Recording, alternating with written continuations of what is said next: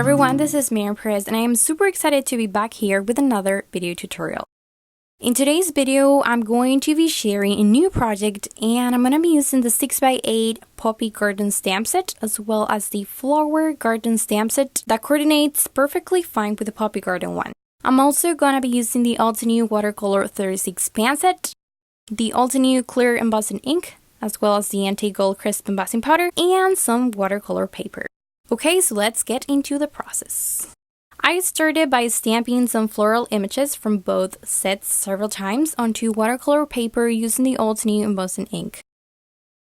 Next, I added some antique gold crisp embossing powder, top of the excess, and added some heat to melt the powder.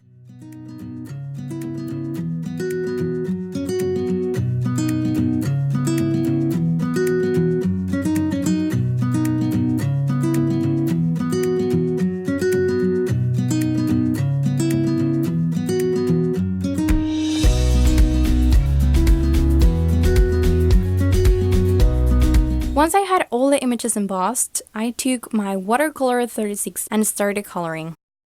Here in the video, I show you only one flower just so you can see my process while I paint, because otherwise we would literally be here for hours and hours and I don't want to bore you guys, so yeah. The way I colored images was by adding different layers of color.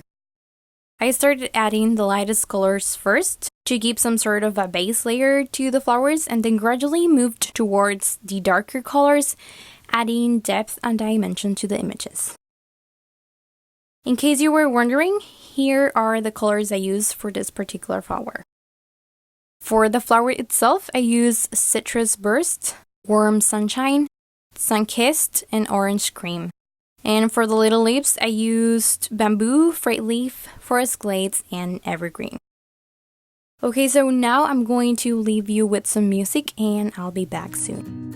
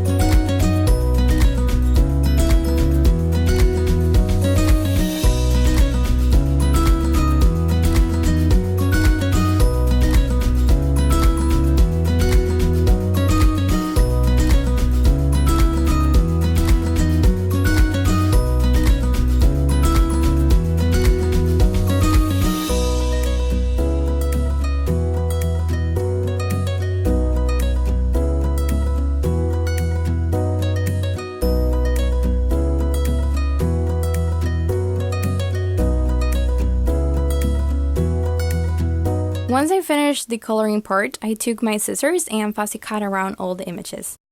Also, in case you don't really enjoy fussy cutting, there are coordinating dies available for this stamp sets, and I'm going to leave the link down below in case you are interested. Here, as you can see, I colored lots of flowers and leaves, and I gotta say that this took me lots of hours to make, but I really enjoy coloring, so it was a relaxing and fun process for me.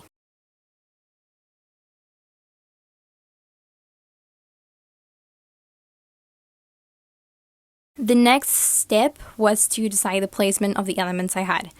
And I decided to add the flowers and leaves all the way around the page so it would create like a frame for my photos and journaling.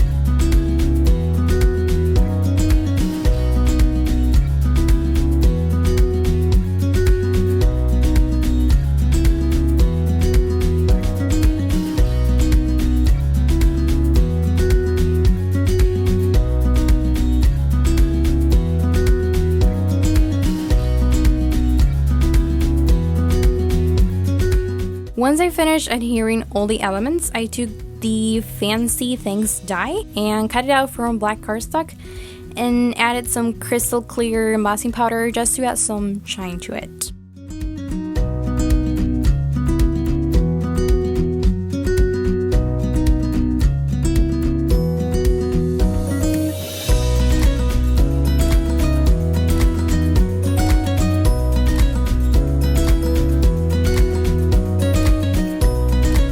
Next, I put the photo, title, and journaling into my page and took my roller stamp from the Reflections Scrapbook collection to add the date of the layout, and that finishes up this project.